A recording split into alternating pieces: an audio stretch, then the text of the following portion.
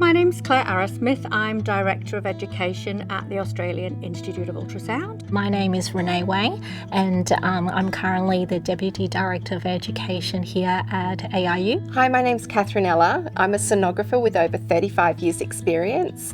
I am a tutor sonographer here at the AIU. All of our sonographers are clinically orientated or have at least 10 years clinical background. What differentiates us from our other competitors is that we are deeply practical.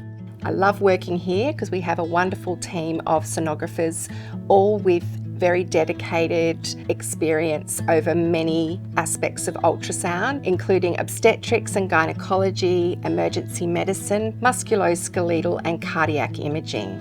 AIU offers a huge suite of courses. Now, courses were designed in conjunction with a clinician. They understand what it's like in the real world. They understand how the material can be integrated when they're short of time, and to alter their pathway and management of their patients so they have the best outcome for their patients.